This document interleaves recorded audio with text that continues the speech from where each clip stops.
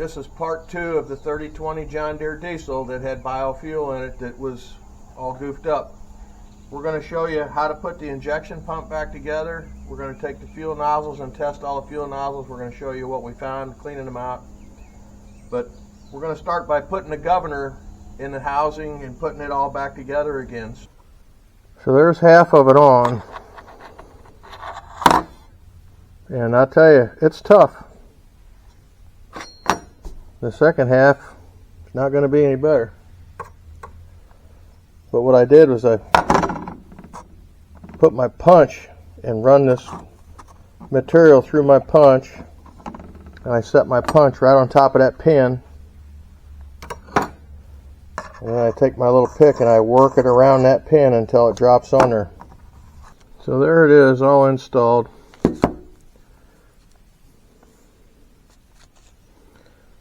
In time.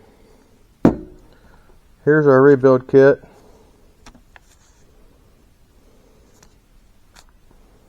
Everything in here you need to put it back together again. Next thing we're going to do is we're going to put the governor fork back in the housing, and you'll notice that that fork has a knife edge on one side. Two sides of it are flat. One side of it's got a knife edge. So that knife edge is what fits into this little notch right here.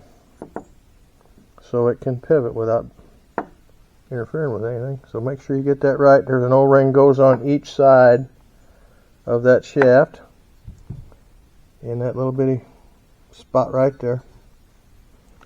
That's what we're going to put on next. So we got our rotating section put back in, our two thrust collars and our retaining ring. We put our pumping plungers back in. We put our cam ring followers on. Now we're going to get our cam ring, and remember we're clockwise, so we're going to put it on there in a clockwise rotation with the arrow right there. Then we're going to get our governor weight. We've already got our new flex coupling put in there. It's in time. We're going to put it in time with the timing marks. So the easiest way I found to put the governor weights and the thrust collar and the sleeve in is to put it all together in your hand and drop it in all in one piece. That to me is the easiest. Everybody's got their own opinion, but to me that's the easiest. So we've installed a new seal here where the head hits the housing. What I like to do is I put my advance bolt in, and I put my two bolts that go into my housing, and I get all that lined up nice and straight. I get my sleeve for my governor weight nice and straight. I've lubricated the O-ring. I've lubricated the housing with a little bit of assembly lube, not a lot, just a little. So what I'm going to do now is I'm going to take that housing and stand it up. I'll take these bolts out at the last minute and slide it right straight down and get it all in alignment until all these line up. So we've got both of our head locating screws on and snugged up. They're not tight yet. We've got our new O-rings put on. Getting ready to put that in for our advance. We got our advance all laying here. We got the old O-rings on the top, the new O-rings on the bottom. It's all cleaned up. It's ready to put it back together again. We're going to put that assembly in. So we have the complete advance unit installed, and all the head locating screws on. We've put new seals on our drive shaft.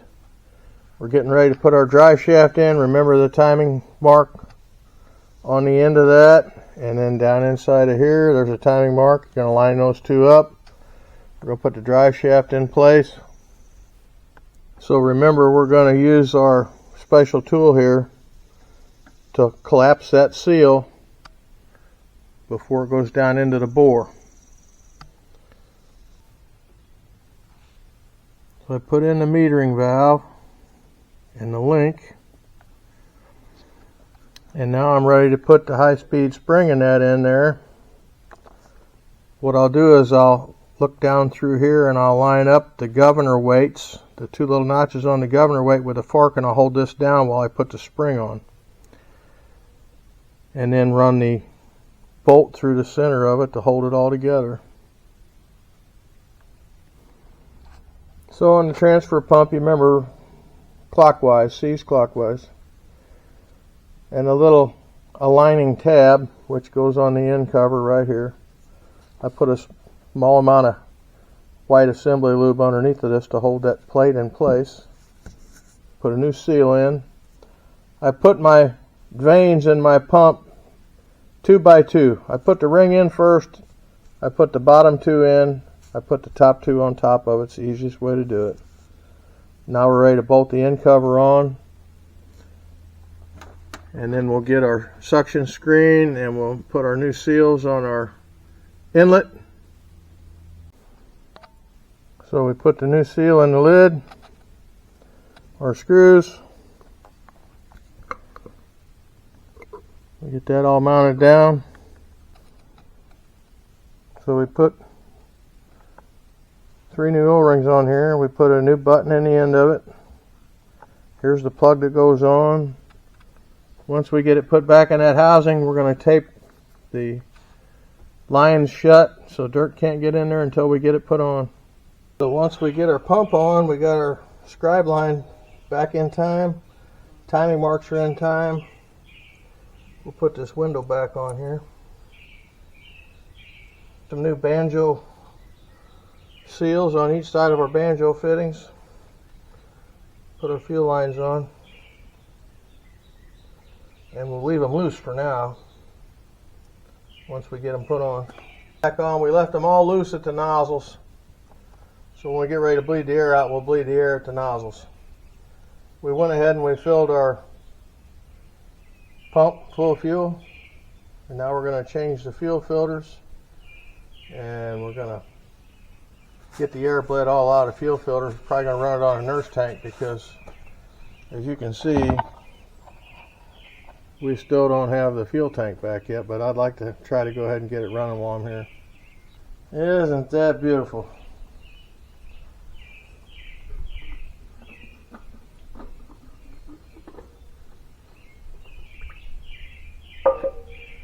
The second one, not quite as bad as the first one, but look at that first one. Yikes. Our filter's full of clean fuel, and we put them back on. And now we're going to get ready to start trying to get the air bled out of that pump. So if you look, you'll see every one of these is starting to drip fuel. So we've got fuel all the way up to the nozzles. We're going to go down through here and tighten them all up, and then we'll see what happens.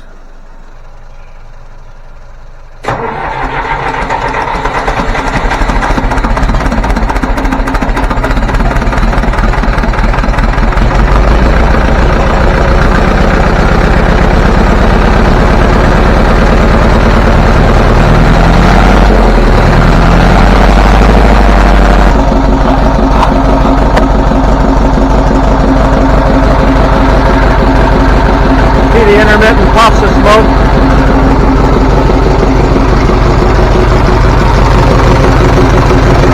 That one's cold. That one's hot. That one's hot. That one's cold.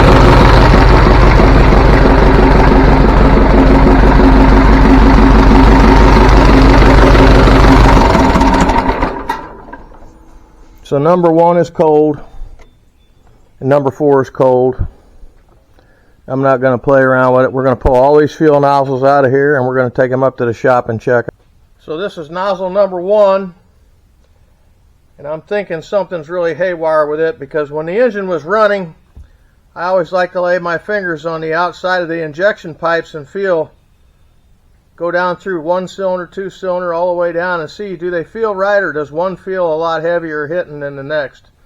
This one was really hitting hard. So let's see what the pressure is here real quick. Well, guess what? That was 3,000 pounds and it didn't open. So we know it's bad. So this is number 3. We just checked number 4. Number 4 won't open at all. This is number 3. It was hitting, so we'll see what it's going to do here.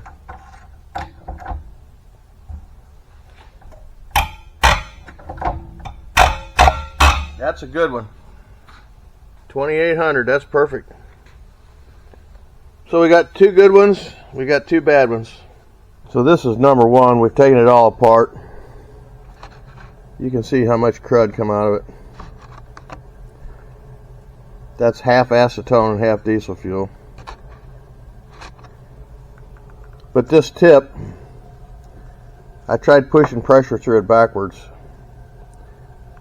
And there's 6 little holes right here in the very end. 2 of them are open, and now 4 of them are closed. I cannot get it clean. They're telling me parts are not available. You can't buy it through John Deere. They said the best thing to do is try to find somebody to exchange them, or try to find a used part, a used fuel nozzle out of another tractor. So we never did get number 1 tip cleaned out. This one we found on the internet. It's a reman. It was about $200 with an $80 core charge. All the other 3 I've put in already. You can see I always put just a little drop of grease right there on the very tip there to hold the carbon dam in place when I put it in. That way it doesn't drop down in the hole on me. Running on the nurse tank. We've got our tank back and we had it cleaned. Guy did a nice job cleaning it. 150 bucks.